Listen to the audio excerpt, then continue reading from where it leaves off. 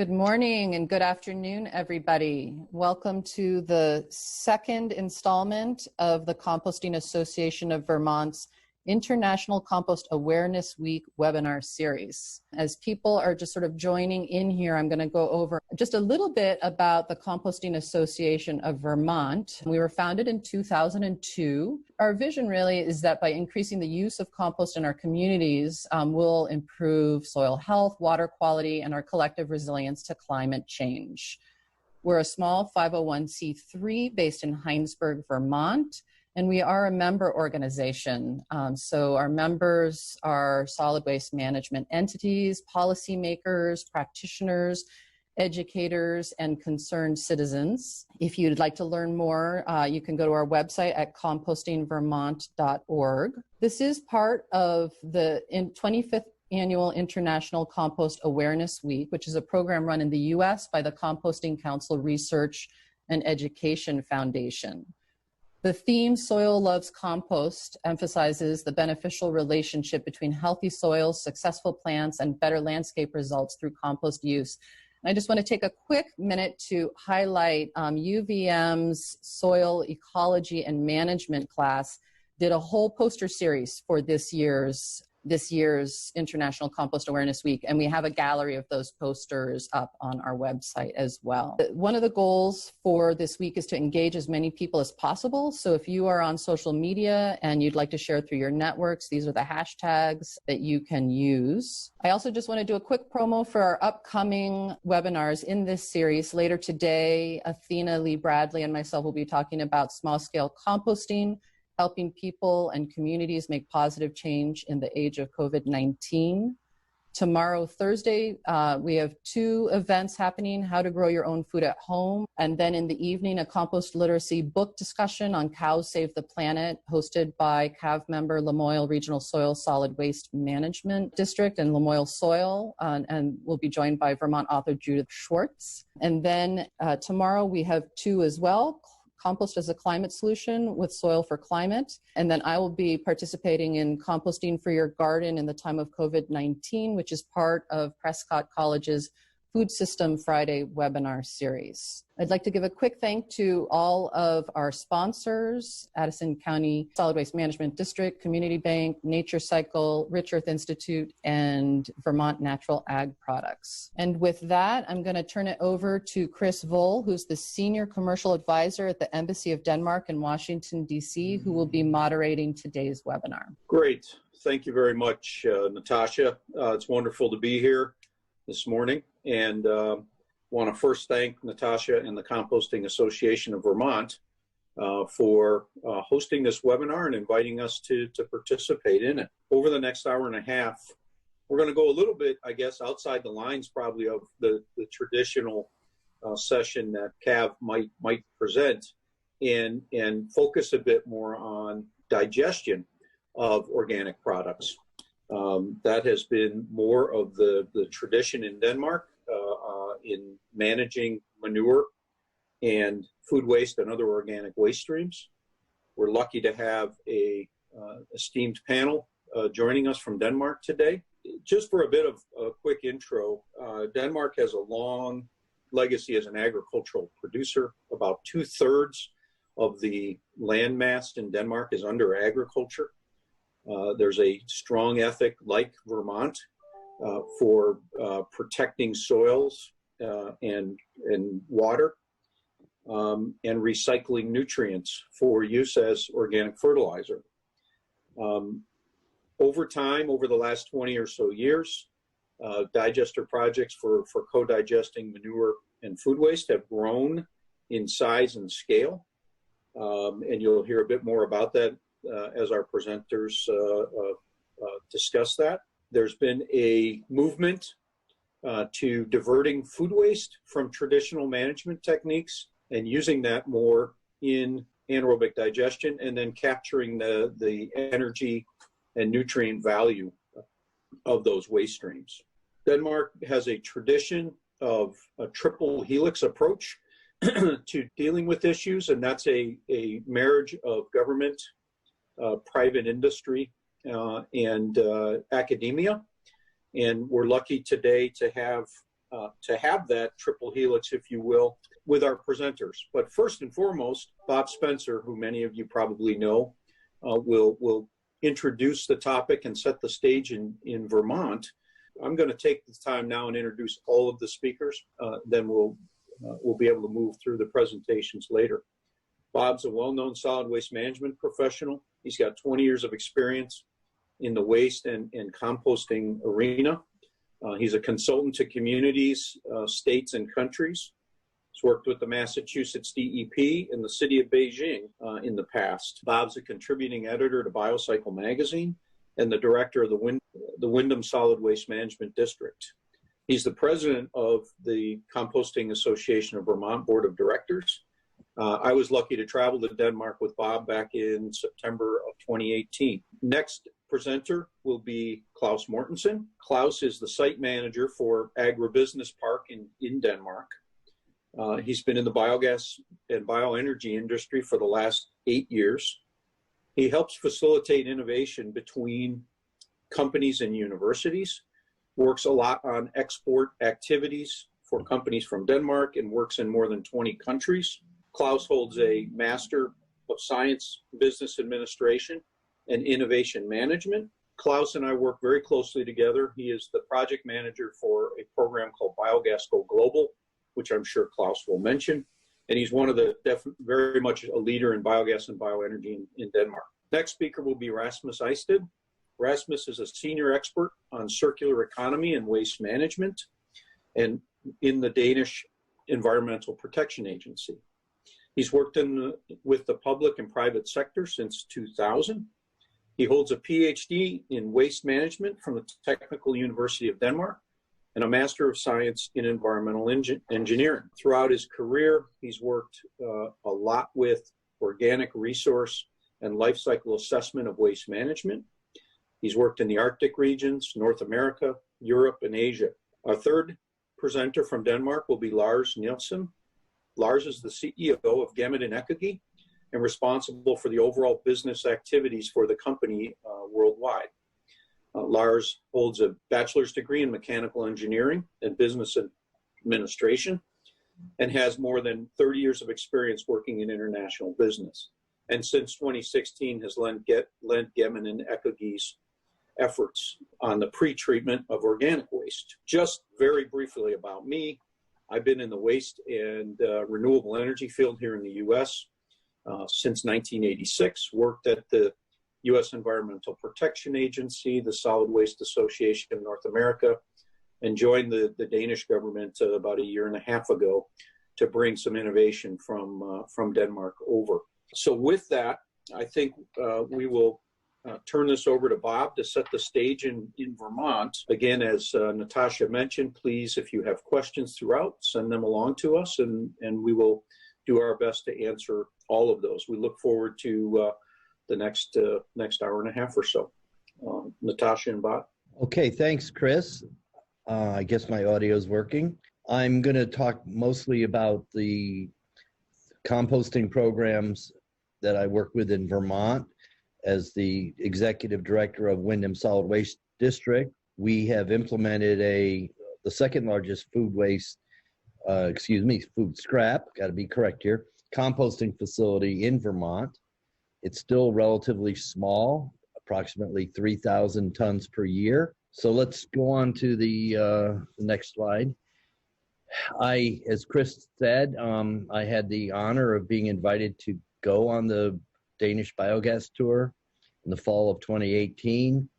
I met the fellow speakers, toured over 5 days biogas facilities, large anaerobic digestion plants that were primarily processing manure, dairy, and hog in conjunction with food scraps.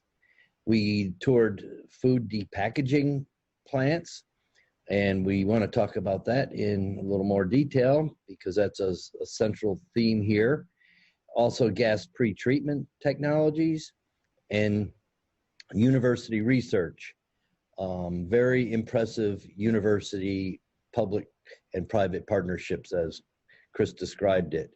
So we got a huge dose of what's happening in Denmark. And when I returned, I literally said to people, I felt like I saw the future, because we don't have that kind of systems implemented in North America to any great extent yet. There is a significant national commitment, as my slide said, to development of biogas.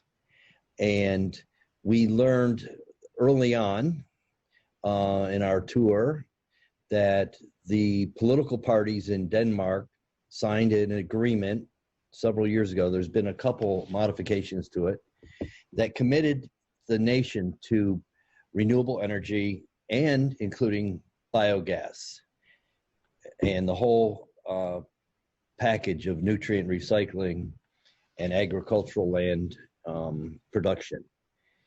And it was that national commitment, no matter what party is in office, that I believe has led to this nationwide Danish industry tapping into existing natural gas pipelines that formerly processed and delivered gas from the North Sea. They're now converting to biogas pipeline quality in a very large scale. The economies of scale are important, and that'll come up in my talk about Vermont, because we do not have good economies of scale as a small state with only 600,000 people. My district has only 34,000 people. The town of Brattleboro, where I'm going to talk about, has only 12,000 people. So it's hard to implement these more expensive technologies at this scale. There's also standardized designs in Denmark, which make it easier to replicate facilities. They're proven designs. They're always tweaking them, and we learned a lot about that. Even such issues as odor control, always a challenge in our industry, are being tweaked with sophisticated biofilters, scrubbers. The other part is the buy-in from farmers in agriculture, and I'm sure you'll hear about that, but they've formed agricultural cooperatives to have manure collected daily on farms, turned into biogas, and then digestate hauled back out to the fields. Very sophisticated, enclosed processing facilities. A lot of this is described in an article I co-authored in BioCycle about this tour, and there's a link here to that. BioCycle's a journal, and it's now all online, of organic materials recycling. This is a photo actually from our local newspaper this week, who did a story about our composting facility, because we are selling so much compost now in this pandemic as people grow their own food, have their own gardens. So there was a very good article about our composting facility, and this photo was taken by the reporter, and coincidentally it shows our solar array on our closed landfill. So we have a fairly progressive, for Vermont, renewable energy and composting operation. Brattleboro, the town of 12,000, our largest municipality, implemented curbside residential food scrap collection about 5 years ago. There's about 4,000 households, and approximately 3,000 are participating. This whole state of Vermont requires pay-as-you-throw trash disposal. It's volume-based pricing. That obviously gives people an incentive to recycle, because there's no charge for residential single-stream recycling collection. We've gone to single-stream here, not dual-stream as we used to do. Food scrap collection, there is no charge. Residents can put out containers with unlimited quantities. We have a broad range of organics that are collected, including soiled paper and cardboard. We also have in Brattleboro every other week trash collection. And as I use the term, that really encouraged more food scrap recycling from reluctant composters, because their trash does not get collected every week. We also, through Windham Solid Waste District, promote backyard and community composting, and The webinar this afternoon and one yesterday are addressing that with my colleague, Athena Lee Bradley. There's just a picture of Athena's dog and the curbside set out. The town offers Orbis containers with locking lids for food scraps, but residents can also use any container with a locking lid, such as a 5-gallon bucket. You can see what a typical residential load looks like from our Brattleboro curbside. I get about 12 tons per week on average in a 30-yard roll-off being dumped. You can see the large amount of cardboard and paper, which actually makes this not as attractive for anaerobic digestion. But we love the paper and cardboard because it's carbon, and we have a shortage of leaves and wood chips in Vermont. So I get approximately 50% of my carbon that I need for composting through the collection programs that include those carbon sources. Just a picture, we branded our compost as Brattle Grow. It's an all-purpose compost. It's tested. We sell sandbags that we manually fill. In that photo, we also screen 2 products, 3/8 of an inch, which is our most popular product, and then a 1/2 inch product. We have sold out and are struggling to meet the demand this spring, mainly because wet weather makes it difficult to screen. It's all outdoors, all very low-tech composting. It's just turned windrows, no aeration, no agitation. The only equipment I have is a front-end loader and then a nice trommel screen from CompTech. Vermont has led the United States as far as aggressively promoting recycling through Act 148. It also mandated food scrap diversion, and it ratcheted down from 1 ton a week generators, and starting this July goes to residential. There is no real enforcement. It's a goal, but it is also a law. So our tonnage has quadrupled in the last 5 years as the state mandates have kicked in. So the schools and restaurants also participate. Our trash haulers have jumped on because it's new business opportunity. I mentioned the soiled paper and cardboard, and also that the district where I work and Athena works promote technical assistance. That's a photo of a ski jump event held every year in Brattleboro, the only 90-meter ski jump in New England. Thousands of people attend, and we provide event recycling to that and other public events.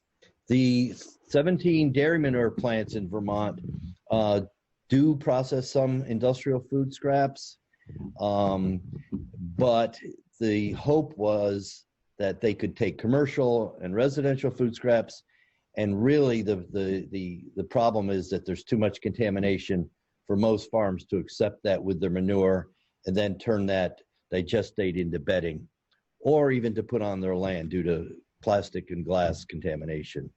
We've also lost a couple AD facilities in the last couple of years, and there's some complex reasons on those.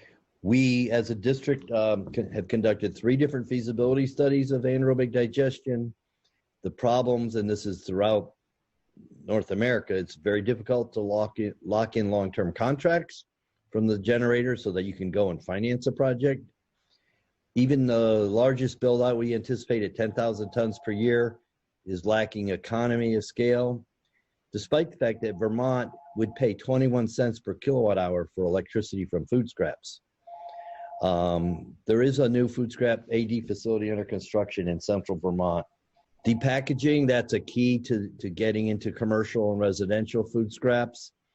We don't have any in Vermont. Grocery stores are shipping them to Maine, where there is one. Massachusetts has led the country with, I think, 6. Maybe New York City now has that many.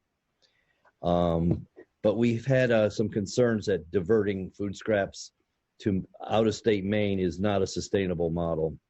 This will be discussed a little later, but we do not have the same federal or state regulatory requirements as Denmark for the inorganic contaminants that would be in the bio-pulp that is processed, and also in the digestate that remains.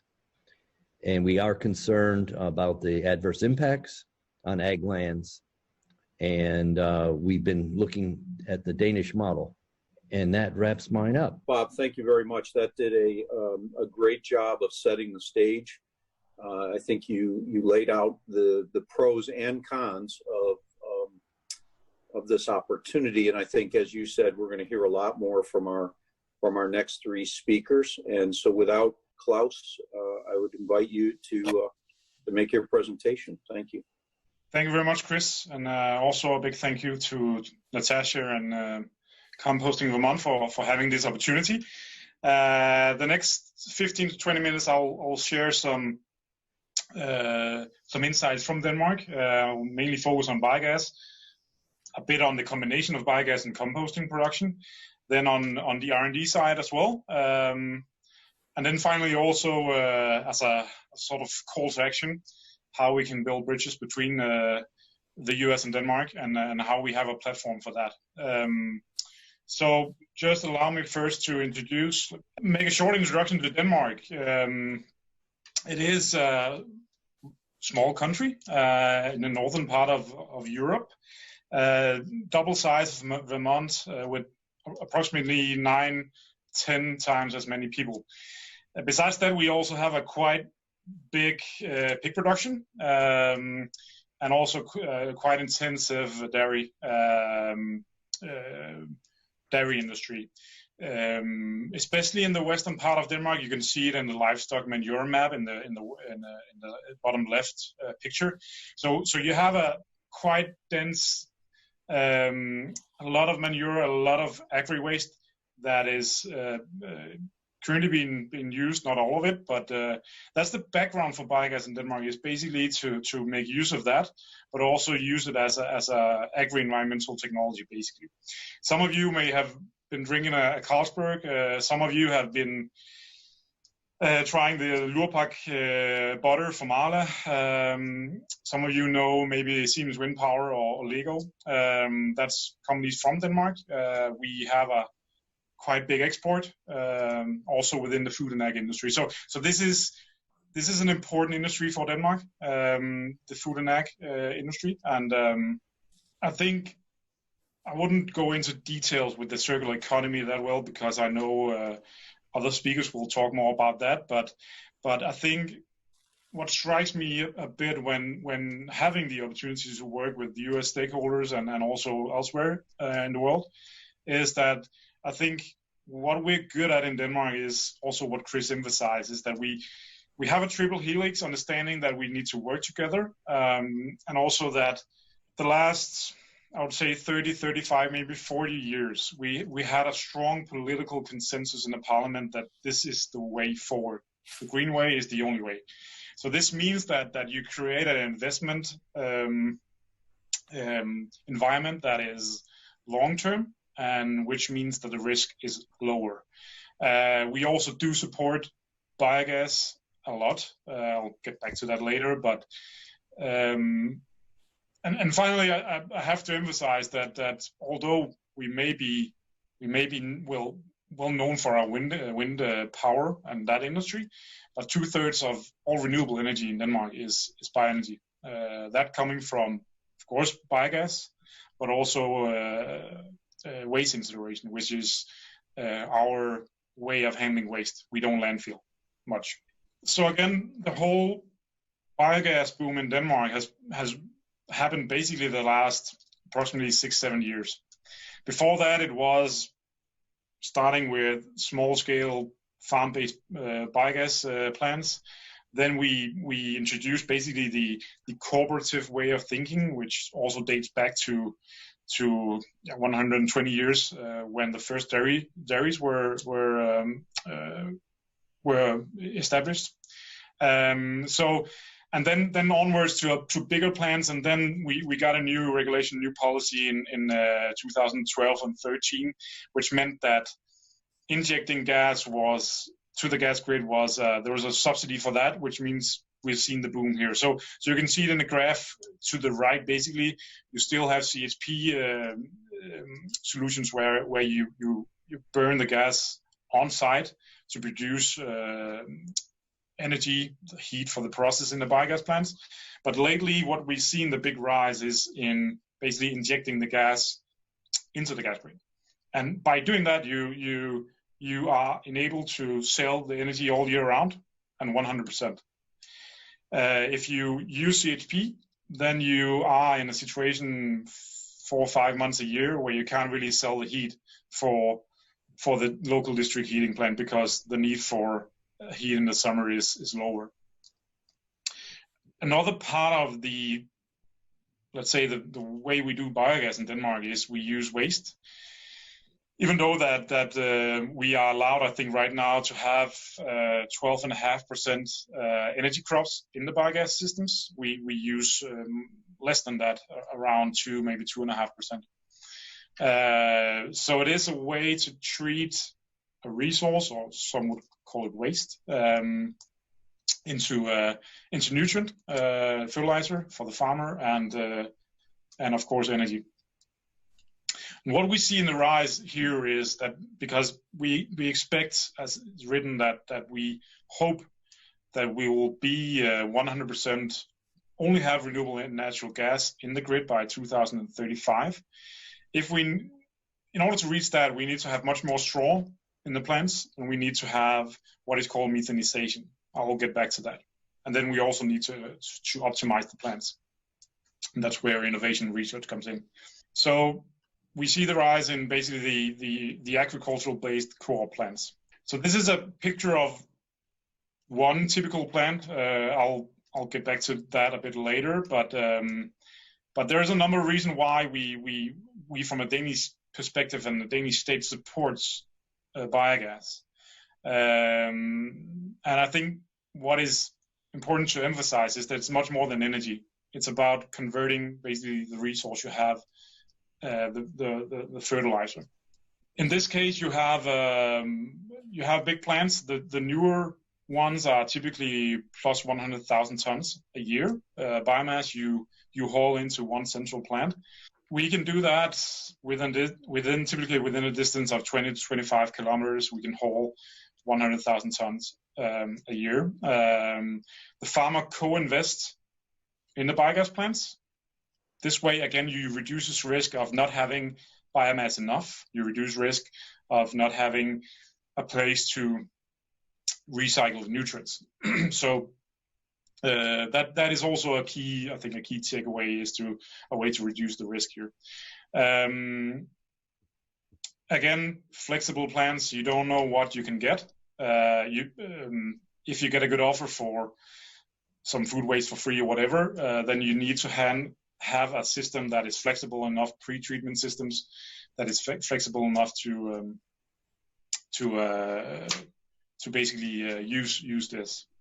So one fact is that if you invest $1 million or Danish kroner for that sake in a renewable energy source, then biogas is the one creating the most jobs, at least in Denmark from a Danish study. So from a local value chain perspective, you create jobs, you utilize your own fertilizer, and you create you produce energy. From an agri-environmental point of view, you get less smell. The manure smells less when it's been through a biogas plant. You reduce the leaching as well, and you have a higher availability of the nutrients, around 5 to 10%, because you convert it from organic to inorganic fertilizer. So this plant here is a fairly new plant, even though it's hauling in, I think, 150,000 tons. It's currently being upgraded to take 3 times that. It is the largest organic biogas plant in the world, and from an organic farmer perspective, this makes sense because the value of the nutrients is higher for organic farmer compared to a conventional farmer. It's owned by a big co-owned by a big vegetable producer called Mortensen. It's in operation by a company called Nature Energy, which is running 12 of these plants at these sizes in Denmark and also in France and in UK. The design is renewable energy, and the biogas upgrading is almond gas, and the H2S removal is biogas clean. Gemidan will be presented later on. So I'll just also touch a bit upon a technology that combines a solution that combines biogas production and composting, and that's a solution called it's a company called ICAW. It's basically a three-step method. I wouldn't go into details with it, but you both produce compost and methane on site, and there's definitely different advantages of that. I won't go into details with it, but just say that they're currently building a quite large 35,000 tons food waste only plant in Reykjavik in Iceland. They have a plant in Denmark as well, and it is a waste handling company as well, besides the technology provider. So they know what they deal with, which is mostly green waste and household waste also in Denmark. So just going back to the vision of creating a 100% renewable natural gas grid in Denmark, this is where the power to gas and power to X concept comes in. So in Denmark, we have quite a lot of wind energy, especially when it blows. Often more, not often, but sometimes more than we actually can use, which means that we either give it away for free to Germany, or we even pay to get rid of it. We've done that sometimes, not much, but the concept is to use that wind energy to produce hydrogen, and then take the CO2. When you upgrade biogas, which means when you clean the biogas for methane and natural gas grid injection, a byproduct from that process is CO2. We have plants in Denmark using the CO2 for food production, so in your soft drinks.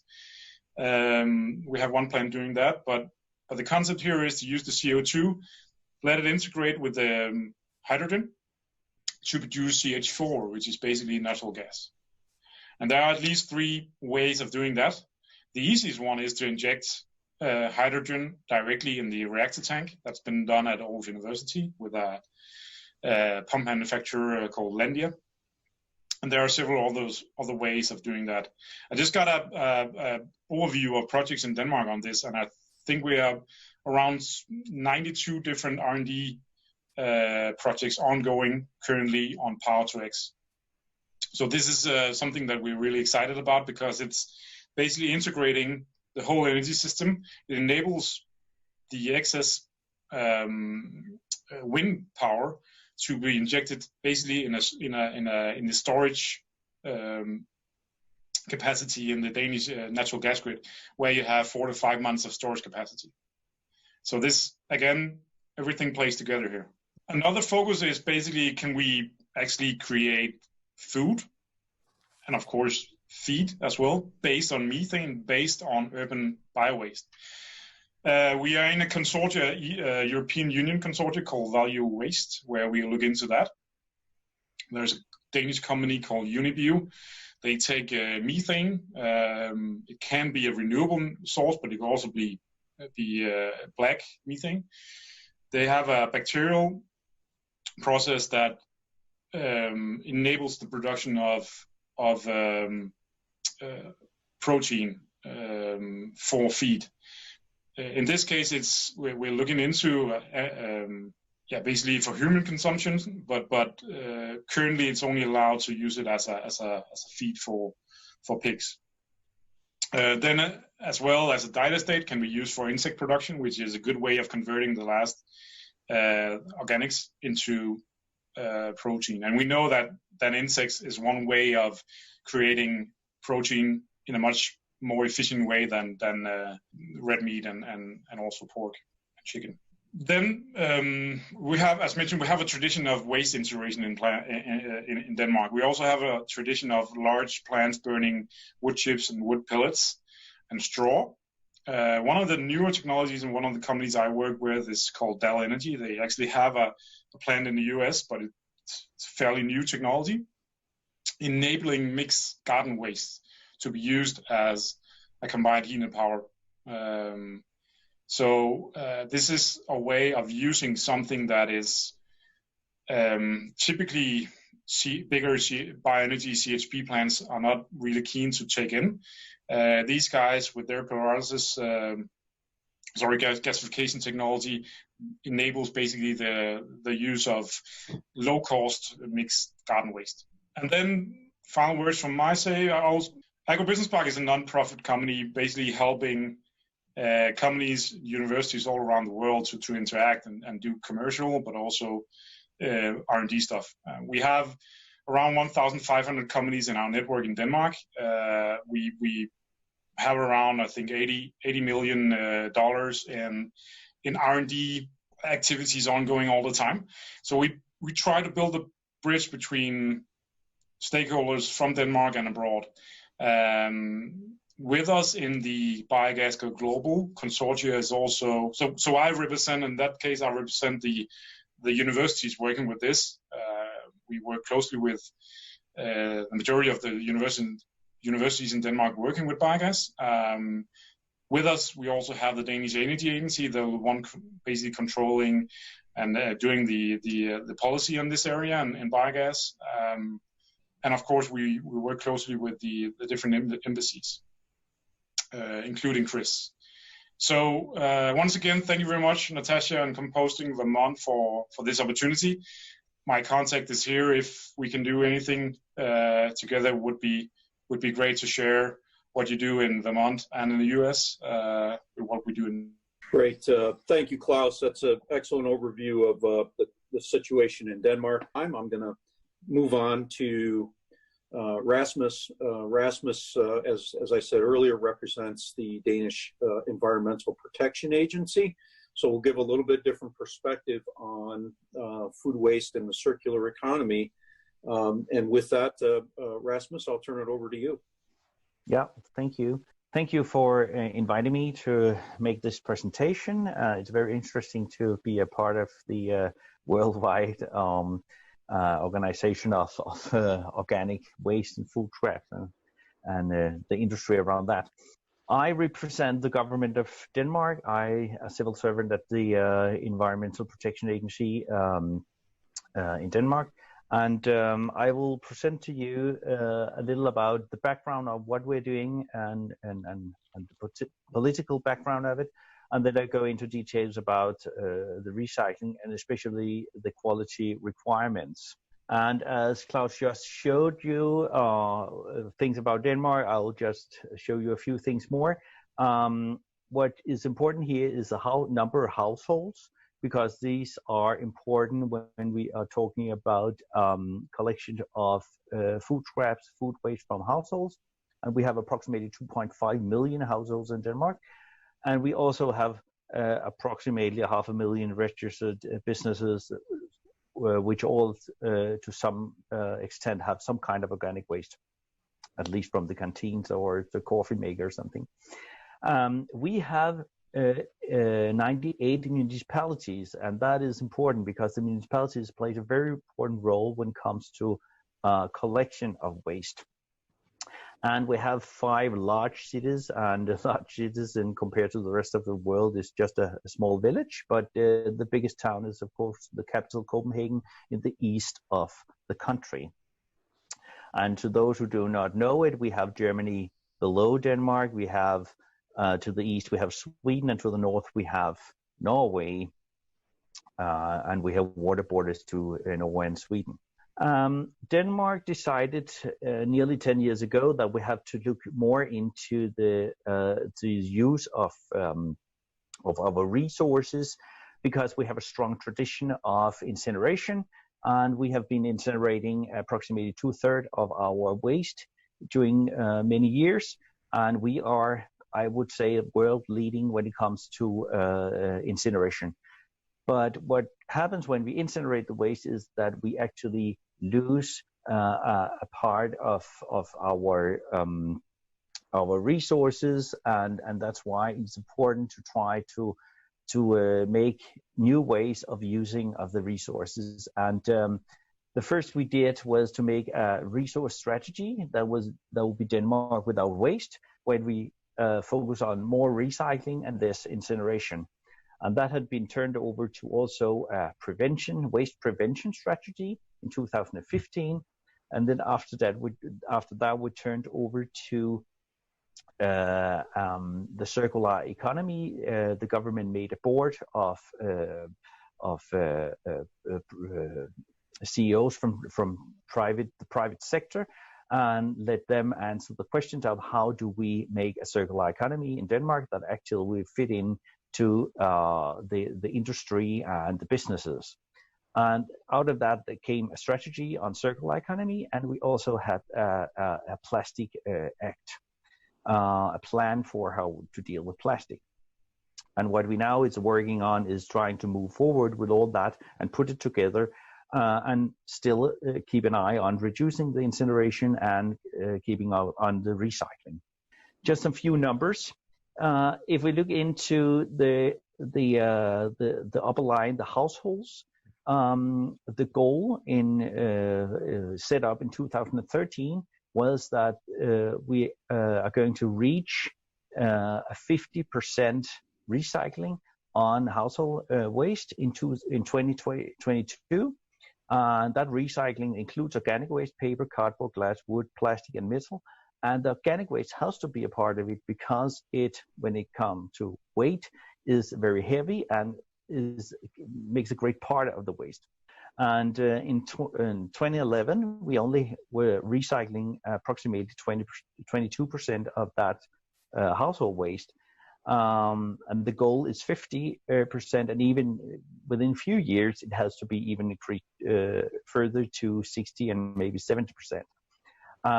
Right now, we are on the line, and we are reaching approximately 40% right now in 2020.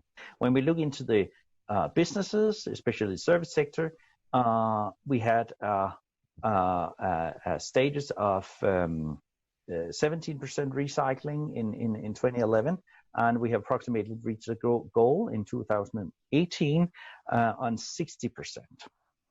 So we are on track, and we do a lot to collect and treat our organic waste. The background for doing all this is that we have made a tax on landfill years ago that pushes waste away from landfills, and also ban on incineratable waste and organic waste on landfills. So we cannot landfill these kind of things. So we had to do something else.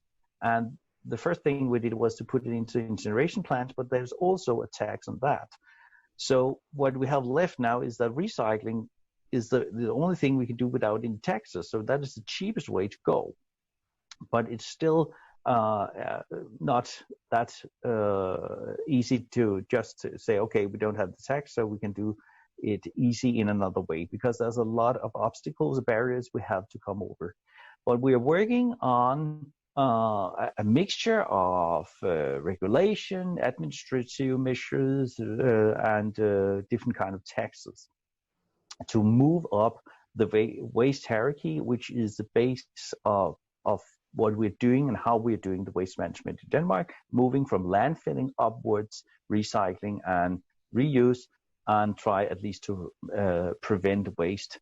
It is difficult to prevent on organic waste, but it's definitely difficult to reuse organic waste, because you can, when you have eaten the apple, you can use it again. And just to inform everybody, landfilling in Denmark is only few things that are allowed to put on landfill, and we will only landfill approximately 4-5% of the waste, and that will be concrete, which is contaminated with PCB. That will be fiberglass from wind turbines, and it will be asbestos and things like that, hazardous waste that's not possible to recycle or incinerate in any way. What is important to say in Denmark is that the municipalities that has a specific status here. If you look in this figure, it's very difficult to get an overview of all this. But if you look at this picture here and you see the dashed red line, that is the responsibility for the municipalities. In Denmark, for the last 150 years, the municipalities have had the obligation and the right to collect the household waste, and it's still like that. So in my house, I have 6 bins in my yard, and 1 bin is for organic waste. And I have to use the municipal system.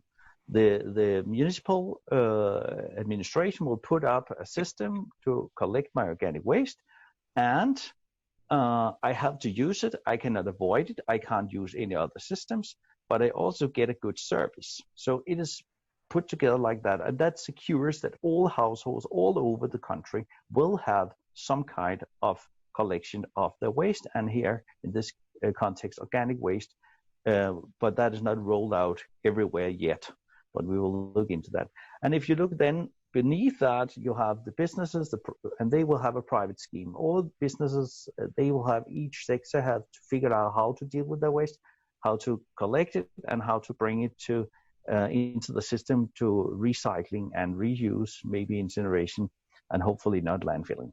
If you look into the specific part here, if you look into the mandatory municipal collection scheme for organic waste, you'll see in 2017, and that's the latest figure I have actually, but approximately 1/3 of the municipalities in Denmark, they will have some kind of collection of organic waste.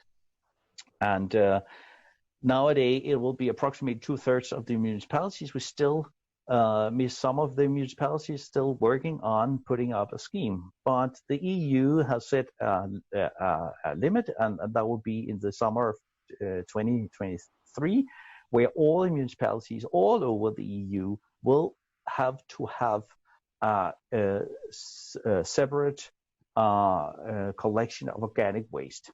So all households will have that within the next 3 years. And then the whole country will be covered by some kind of system for collection of organic waste.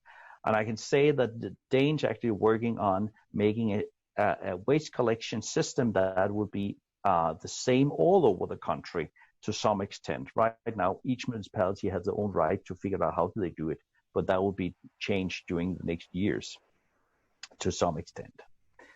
Well, what do we do then with the organic waste when we have collected it?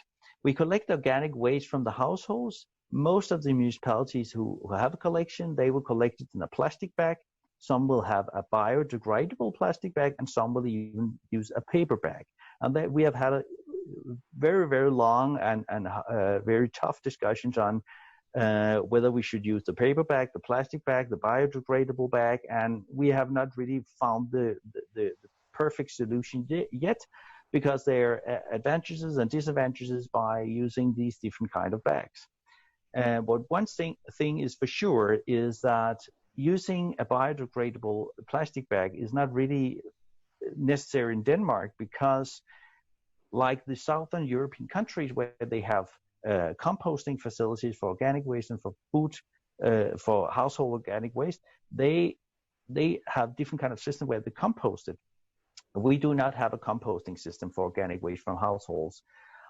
So we will not compost the bags. So there's necessarily no good idea of if you use a biodegradable bag, because we will take it out of the waste stream anyway.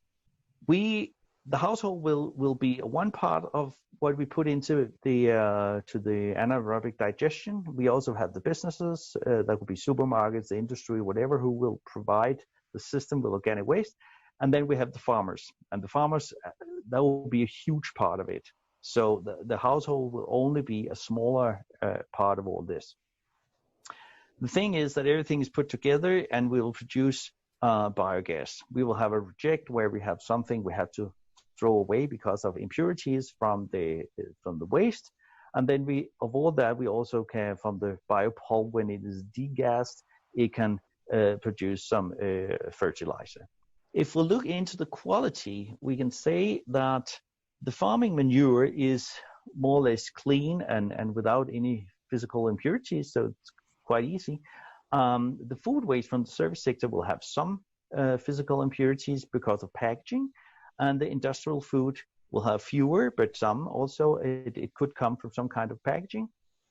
And then we have the household, and that is the challenge. We have seen household waste in Denmark, the organic fraction with motorcycle helmets, paintings, all kind of furniture, electrical devices, everything that just put into it. So we also have challenges in getting people sorting out the waste the right way. So we only have the organic waste. What do we do then? Yeah, well, the thing is that we take all that waste and put it into a pre-treatment system. And I know the presenter coming after me will talk about that also. The pre-treatment is to take out all the physical impurities. So we will have a very, very fine biopulp we can put into the anaerobic digester. And that pre-treatment will make a reject that will mainly go into incineration. Some of it goes into some kind of recycling, and we are working on getting more into recycling, but it is difficult because it's very contaminated of organic material that makes it difficult to recycle. And all that will go into the big green cylinder that is the biogas, and then we will have something out of that where we have biogas, and we will have the biofertilizers that will go back to the farmland. Well, one of the big challenges here is, what do we do with that contamination we cannot take out through filters and other kind of solutions? And we have looked into that.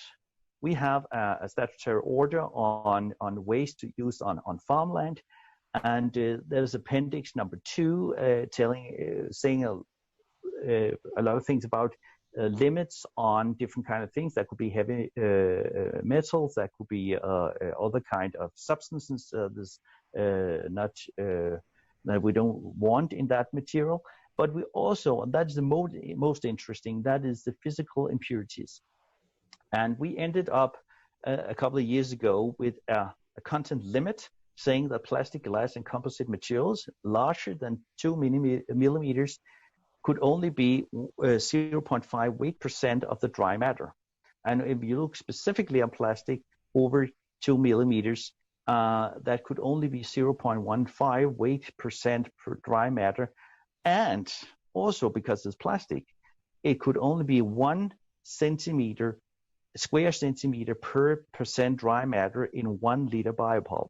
And I should say the 1 square centimeter equals 1/6 of a square inch, and 1 liter is approximately 1/4 of a gallon. And these are the limits that's set up now. And we have a huge job in front of us, and we will start actually tomorrow, where we look into these limits and look into it and see whether these are good enough, or we should make them better in one way, going up or down. We don't know, but we will look into that, and I'm looking forward to do that job because it's very interesting to see how we can do this. What we do not know, and what also is very interesting, that is the plastics, especially that comes out of this. What is the faith and what is the effect on the environment? We do not know that, and we have a huge project going on now that we will start up looking on microplastics on farmland. What is the amount, what is the faith, and what is the effect on the environment? Because we actually do not really know. And we have looked into other countries and neighboring countries, and there's no one that actually have any specific knowledge on these areas. So we are really on an unknown territory here. The last thing is, where do we do the sampling? We have put up a guidance on sampling when we look into these things, the physical impurities, and the sampling is put in between the pre-treatment and the anaerobic digestion. And why that? Yeah, well, the problem is that if you do it afterwards, we will have diluted all the problems into a huge volume. And we are not allowed to do that in Denmark. You cannot solve an environmental problem by dilution. That is not legal. So we have to make the sampling and the analysis just after the pre-treatment. So when we have had the material or the organic waste going through some kind of pre-treatment, and we have the biopulp, then we can take out a sample, and that will normally one every day, blended into one big sample every month, and that sample every month has to be analyzed, and that has to reach the standard. Yeah, I think that was my presentation. Rasmus, thank you very much. I think that if you remember back, everyone, to some of Bob's early comments, there's a major challenge here in the U.S. and in Vermont in terms of setting the appropriate quality regulations for this, and I think that's what Rasmus has done a good job of overviewing here. There Yes. have been quite a few questions in regard to depacking and pre-treatment of food waste. I think Rasmus has set the stage well for our final presenter, Lars, who will talk about their system in dealing with residential, commercial, and industrial food waste sources. Lars, turn it over to you. Yes, thank you. And I also want to thank you that I'm able to be here and present our technology today. And as Chris mentioned, we are providing equipment for pre-treatment of the food waste. And here you can see a graphic that shows that we support the circular economy. And in our point of view, it's very important to do that. And you can see there is several steps around, but especially in step number 3, where is very important if you want to run a circular economy. That's where we remove the contamination from the waste, because nobody wants to put in plastic, etc., on the fields when you use the end product as a fertilizer.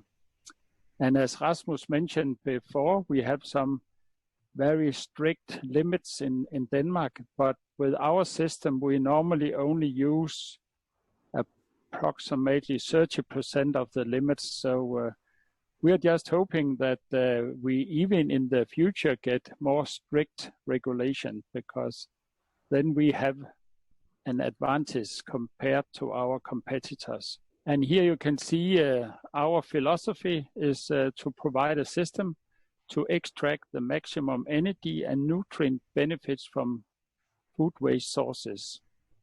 And the major issues is that we have a very high flexibility to accept any type of packaging. It could be plastic, glass, paper, and metal. We can produce a clean quality bio-pulp that will maximize gas production and provide a high value fertilizer.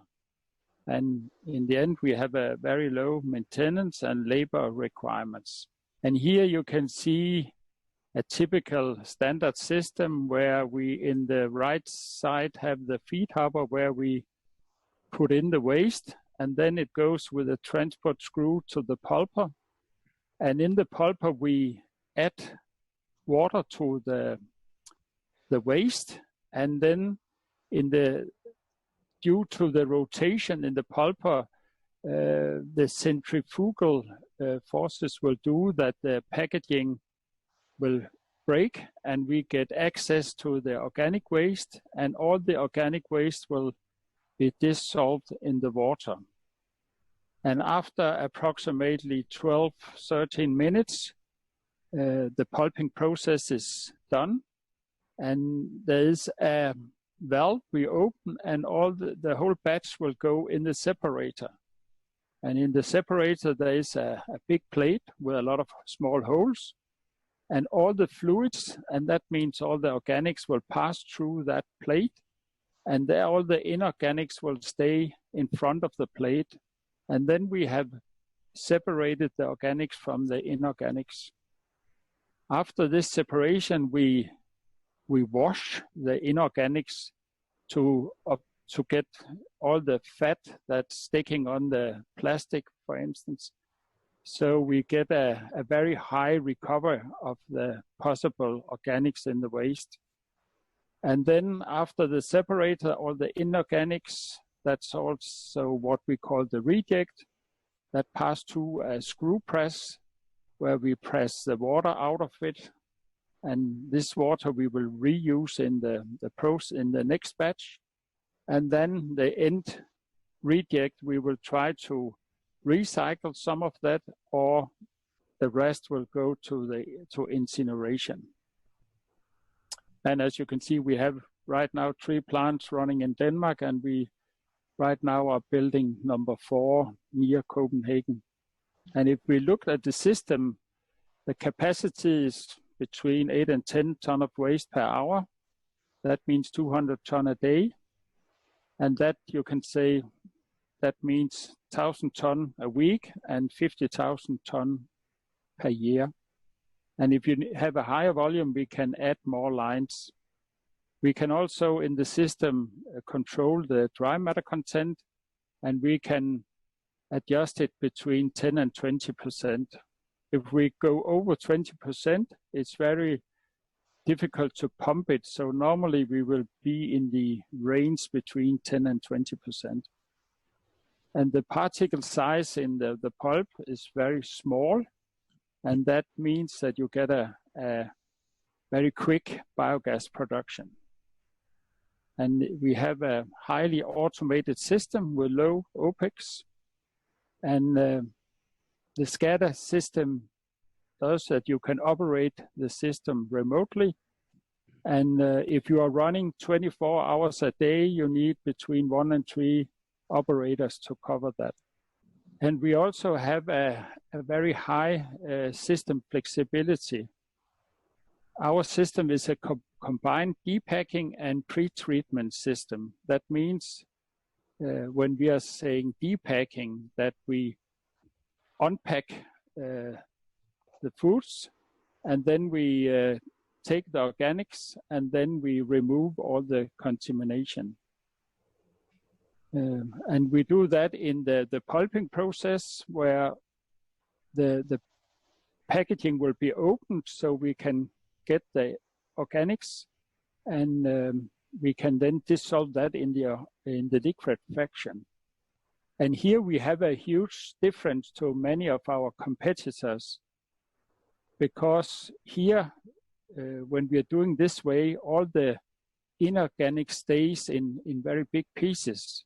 If you have a plastic bag, that will only be opened and then typically stay in one piece. Some of our competitors, they start to shred the waste when they received it.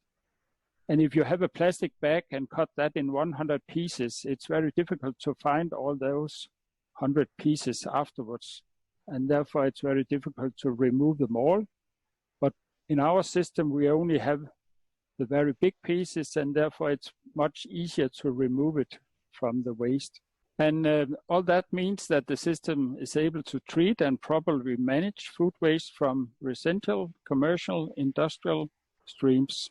And here you can see some examples on food waste. We have, to the left-hand side, we have metal cans with some organic food waste in, and we also can receive, as you see in the other picture, for instance, beers in bottles. And in the process, the bottle will only break in 2 or 3 pieces, so that's also easy to remove, so you don't get any small glass pieces in the pulp. And when we are talking about the pureness of the biopulp, then the system was designed to meet the demand of Danish farmers for high quality organic fertilizer and our strict regulation. And in our point of view, the pureness of our pulp is second to none. We don't have seen any systems that have the same efficiency as ours. And our process is the only food waste pre-treatment system to obtain the ETV certificate. And this certificate documents the pureness and the recovery of the potential methane in the waste. And if we see at next page, here you can see from the ETV certificate that they have checked the purity of the pulp. And this was a pulp with 17% dry matter. And you can see the cleanness was 99.96% organic That means approximately no contamination. And if you only check for plastic, you can see the purity is even higher, 99.96%. So there's no plastic in the pulp. As Rasmus said before, that probably we will get more stringent regulation in the future, and that will not be a problem for our system. And as Rasmus also mentioned, we don't only measure the weight of the plastic, we also have to measure the covered area of the plastic. And here you can see the efficiency of the system regarding how much of the potential methane we recover. And in the 3 samples, you can see we recover more than 95% of the potential methane in the waste. That means there's a very little content of organic in the rejects.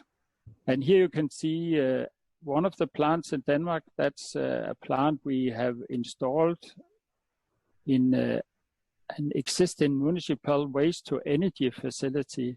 So that means that this facility received the organics waste in the one side, that's in the yellow square, and the non-organics will go into the incinerator on the other side of the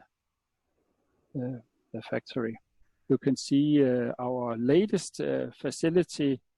That's a facility that only receive organic waste and treat that, and by coincidence, incineration factory is just in the background. So a lot of the reject from the factory in the front will go to the incineration on the backside. And here we will show a video that so you can see how it works when we receive the waste. Gemidan Ecogi is a revolutionary technology capable of mechanically converting organic waste into a biopulp that can be used for energy and fertilizer.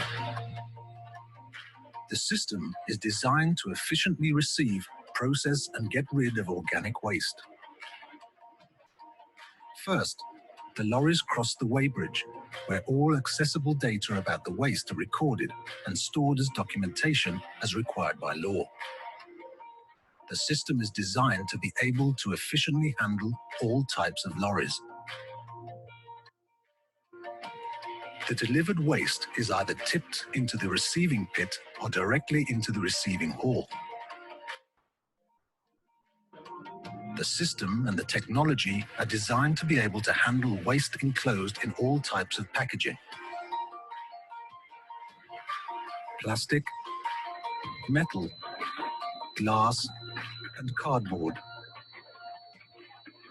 After this, the process of processing the packaged organic waste begins. The waste is loaded into a feed hopper by a front-end loader. In this system, the feed hopper is capable of operating for about 4 hours, but it can be adapted as required. Once the feed hopper is filled, the automatic process begins, in which the packaged organic waste is conveyed up into a small feed hopper by a screw conveyor.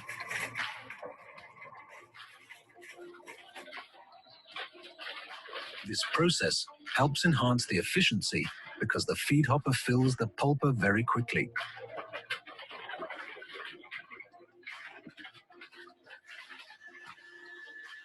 The pulper is a large rotating centrifuge in which waste is mixed with water, quickly dissolving the mixture into a mash-like substance called bio-pulp.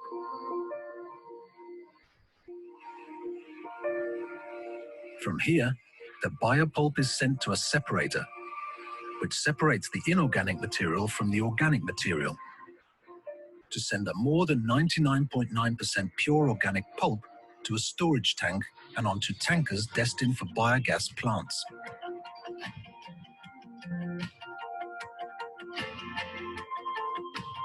The plants extract the biogas from the biopulp as an eco-friendly, sustainable alternative to fossil fuels. The degassed residual product from the Ecogi system is spread as biofertilizer on farmland, thereby contributing to the circular economy.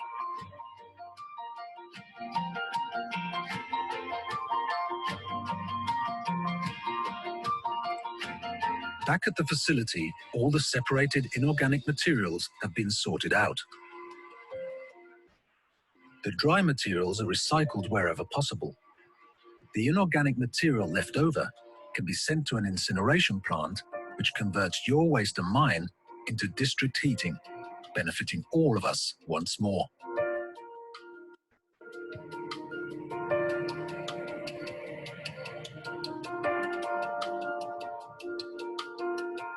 Help us to be kind to our environment. It's simply common sense, and green at that. As you could see, it's a very clean factory, and in fact, the factory has been in operation 6 months when we took this video, so it's a very clean process. Okay, thank you. Thank you, Lars.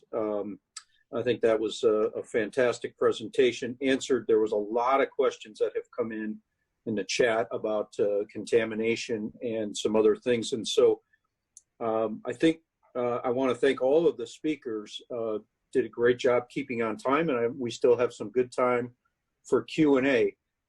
What I'd like to do, I'll start to go through some of the questions. Lars, actually, a fair number of the ones that just came in were for you, so I'm gonna go with those, and then we'll move on to some of the other speakers as well.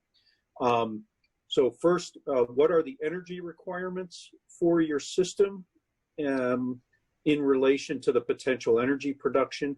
I think the second part of that question is going to be a little difficult, but the energy requirements, I know you know. So yeah, that we use approximately 18 kilowatt hour of electricity to treat 1 ton of waste. Okay, great. And again, before I go to the next question, if anyone else has a question, please send it in through the chat box. Lars, the next question: must the metal, and maybe this was answered by the video, but they're saying, must the metal be collected separately from paper, glass, and plastic, or is it kind of all in one collection?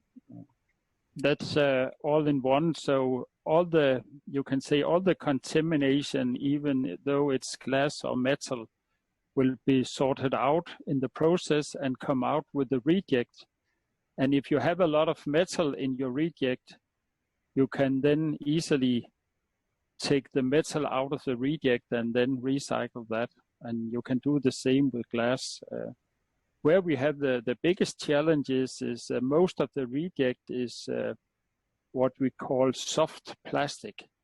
And that's very difficult to separate in different qualities, and that's necessary if you want to recycle it. So we can easily take out plastic and glass and metal, but the soft plastic is difficult to recycle. We don't have any good solution to that at the moment.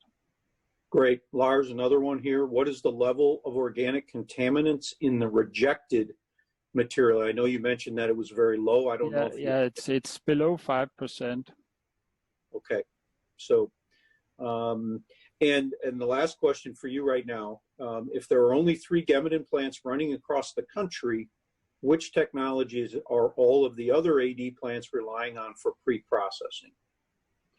Yeah, but as Claus also mentioned, it was Rasmus, it's not in all municipalities that they collect household organic waste. So most of the organic waste that's collected in Denmark will be processed on our plants. But of course, we also have competitors, and they use what we call the hammer mill technology, and they typically have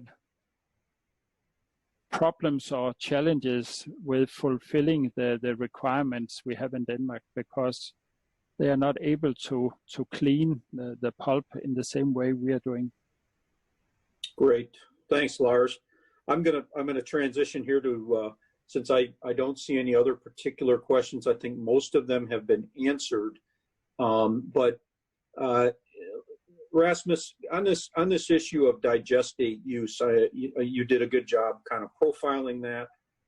I know that there has been some hesitancy in the past from the agriculture sector in Denmark to using digestate-based fertilizer that included food waste. Did you all work closely with the agriculture sector in studying that? And can you put some words to that, Rasmus?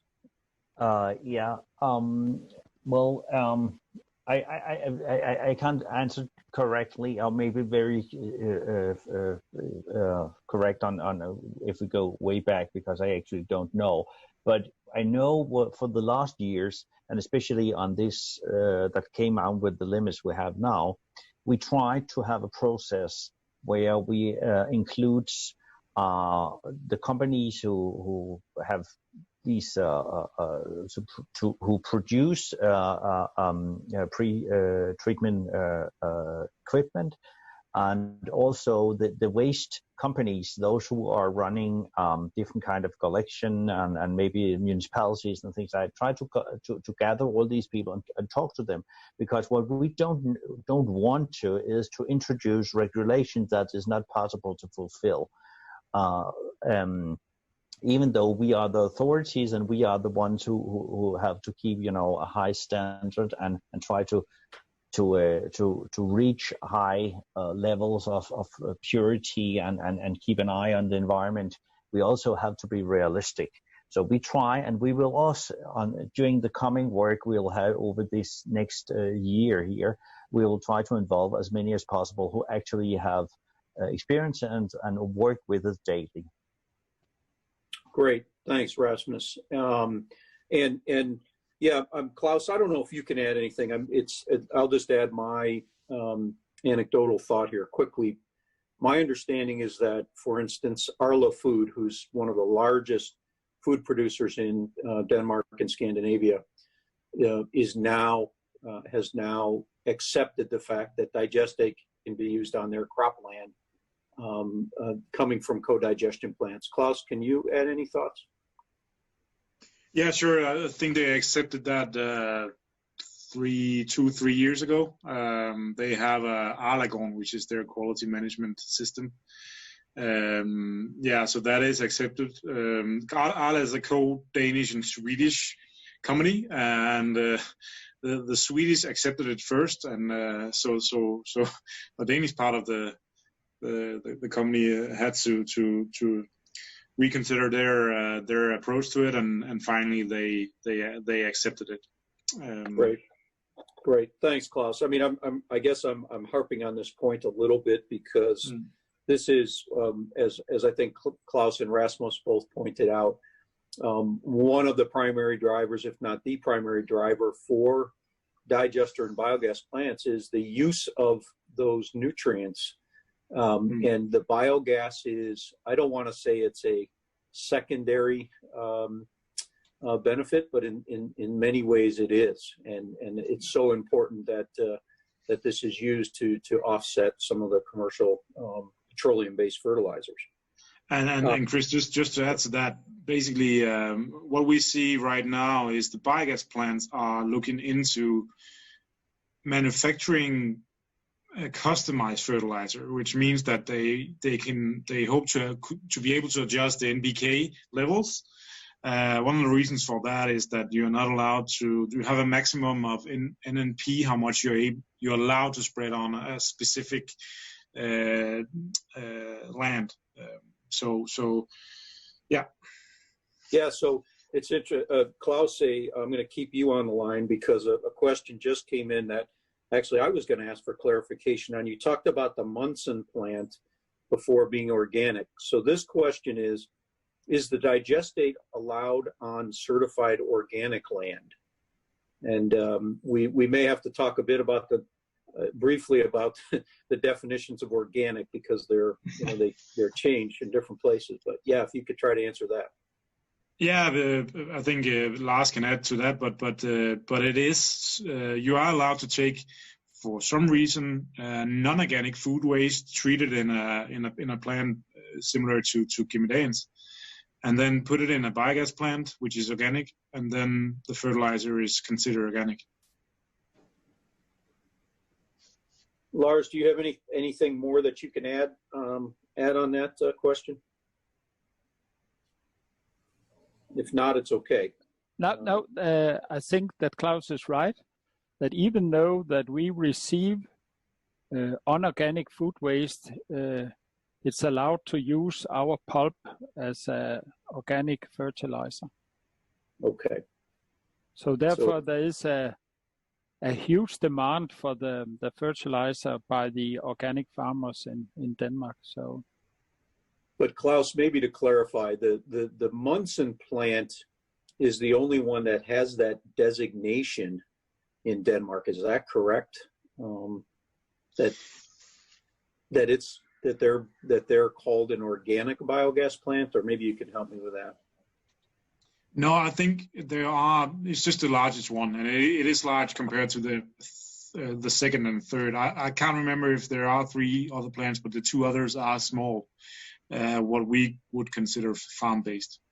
Okay, yeah, so I'm sorry, that's just the largest one. Okay. No, but there's also another big one who has their, you can say, production split in 3 different, yeah, right. And one of those 3 is organic. So 1/3 of their production is organic, and the 2/3 is non-organic. So I think we'll see that in the future, that a lot of AD facilities will split their production up in an organic part and a non-organic part. Great.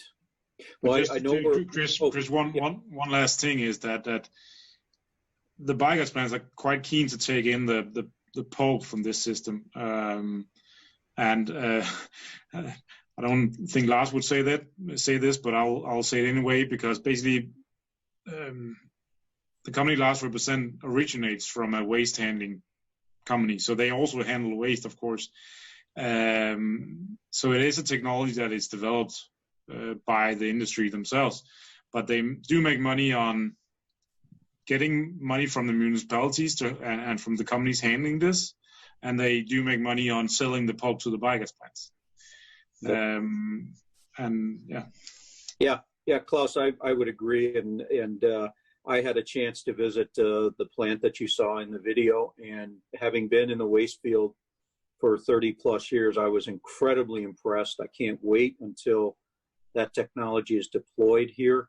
I think it's important to point out that the technology and the system does not have to be at an individual plant. It can serve a municipal entity, and can take in food waste from a wide variety of sources, and then feed it to an appropriate destination, whether that be digestion or potentially adding into composting operations. So I think we're out of time now. I want to make a couple of quick closing comments. Again, I want to thank all of our speakers, and for all of you that spent some time attending today. I hope it was useful. I think there is sometimes, I know, some tension between the composting and digestion world. I'll offer to you as a last thought, we have so much resource available out there that both of these can coexist. The different options are going to make sense based on market factors in different states, different regions, but we can coexist with these technologies. I think there's a lot of knowledge sharing that can continue to go back and forth between Denmark, Vermont, and other places. And I didn't mention this earlier, but obviously the dairy sector in this country is under an incredible strain. I know there's a long legacy of independent dairy farming in Vermont, and I'm sure people want to keep that viable. These types of processes and systems can help to add some diversified revenue streams and try to keep those family businesses alive.